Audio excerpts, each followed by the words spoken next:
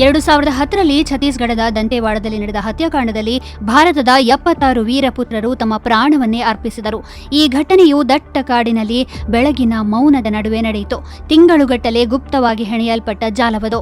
ಅಂತಿಮವಾಗಿ ಆ ಸಮಯದಲ್ಲಿನ ನಕ್ಸಲೈಟ್ ಜಗತ್ತಿನ ಅತ್ಯಂತ ಅಪಾಯಕಾರಿ ಮಾಸ್ಟರ್ ಮೈಂಡ್ ಎಂದು ಪರಿಗಣಿಸಲಾಗಿದ್ದ ಮಾಡ್ವಿ ಹಿಡ್ಮಾ ಹೆಸರು ಬೆಳಕಿಗೆ ಬಂದಿತು.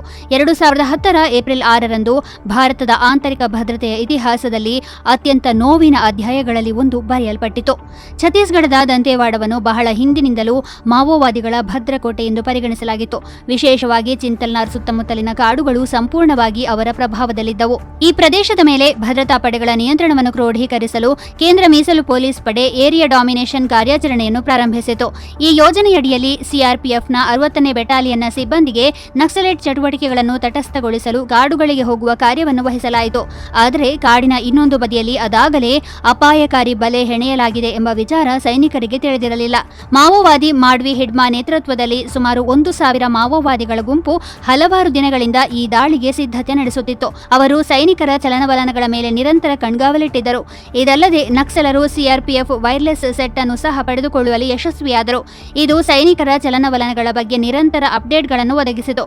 ತರುವಾಯ ಹಿಡ್ಮಾ ಚಿಂತಲ್ನಾರ್ನಿಂದ ಸುಮಾರು 4 ಕಿಲೋಮೀಟರ್ ದೂರದಲ್ಲಿರುವ ಸ್ಥಳವನ್ನು ಹೊಂಚು ದಾಳಿ ತಾಣವಾಗಿ ಕಾರ್ಯನಿರ್ವಹಿಸಲು ಆಯ್ಕೆ ಮಾಡಿದ. 2010ರ ಏಪ್ರಿಲ್ 6ರ ಬೆಳಗ್ಗೆ ಸುಮಾರು 6 ಗಂಟೆಯ ಹೊತ್ತಿಗೆ ಸುಮಾರು 80 ಸಿಆರ್ಪಿಎಫ್ ಸಿಬ್ಬಂದಿ ಆ ಪ್ರದೇಶವನ್ನು ತಲುಪುತ್ತಿದ್ದಂತೆ 3 ದಿಕ್ಕುಗಳಿಂದ ಹಠಾತ್ತನೆ ಗುಂಡುಗಳು ಮತ್ತು ಗ್ರೆನೇಡ್ಗಳ ಮಳೆ ಸುರಿಯಲು ಪ್ರಾರಂಭಿಸಿತು. ಎತ್ತರದ ಬೆಟ್ಟಗಳಲ್ಲಿ ಅಡಗಿಕೊಂಡಿದ್ದ ಮಾವೋವಾದಿಗಳು ನಿರಂತರವಾಗಿ ಗುಂಡು ಹಾರಿಸುತ್ತಿದ್ದರು. ಸುಮಾರು 3 ರಿಂದ 4 ಗಂಟೆಗಳ ಕಾಲ ನಡೆದ ಈ ಭೀಕರ ಎನ್ಕೌಂಟರ್ನಲ್ಲಿ 3,000ಕ್ಕೂ ಹೆಚ್ಚು ಸುತ್ತು ಗುಂಡುಗಳನ್ನು ಹಾರಿಸಲಾಯಿತು. ಅಂತಿಮವಾಗಿ ದಾಳಿ ಕೊನೆಗೊಂಡಾಗ 76 ಸಿಬ್ಬಂದಿ ಹುತಾತ್ಮರಾಗಿದ್ದರು ಮತ್ತು 80ಕ್ಕೂ ಹೆಚ್ಚು ಶಸ್ತ್ರಾಸ್ತ್ರಗಳನ್ನು ದೋಚಿದ ನಕ್ಸಲರು ಕಾಡಿನಲ್ಲಿ ಕಣ್ಮರೆಯಾದರು. ಈ ಸಂಪೂರ್ಣ ದಾಳಿಯ ಹಿಂದಿನ ಮಾಸ್ಟರ್ ಮೈಂಡ್ ಮಾವೋವಾದಿ ಸಂಘಟನೆಯ PLGAಯ ಬೆಟಾಲಿಯನ್ ನಂಬರ್ 1ನ ಕಮಾಂಡರ್ ಮಾಡ್ವಿ ಹಿಡ್ಮಾ ಎಂದು ತನಿಖೆಯಿಂದ ಸ್ಪಷ್ಟವಾಯಿತು. ಹಲವಾರು ಪ್ರಮುಖ ದಾಳಿಗಳನ್ನು ಆಯೋಜಿಸಿದ ಆರೋಪ ಅವನ ಮೇಲಿತ್ತು ಮತ್ತು ಸರ್ಕಾರ ಅವನ ತಲೆಗೆ 50 ಲಕ್ಷ ರೂಪಾಯಿ ಬಹುಮಾನವನ್ನು ಘೋಷಿಸಿತ್ತು. ಭದ್ರತಾ ಪಡೆಗಳು 1 ದಶಕಕ್ಕೂ ಹೆಚ್ಚು ಕಾಲ ಆತನನ್ನು ಹುಡುಕುತ್ತಿದ್ದವು ಮತ್ತು ಅಂತಿಮವಾಗಿ 2025ರ ನವೆಂಬರ್ 18ರಂದು ಆಂಧ್ರಪ್ರದೇಶದ ಅರಣ್ಯದಲ್ಲಿ ನಡೆದ ಎನ್ಕೌಂಟರ್ನಲ್ಲಿ ಆತ ಕೊಲ್ಲಲ್ಪಟ್ಟ.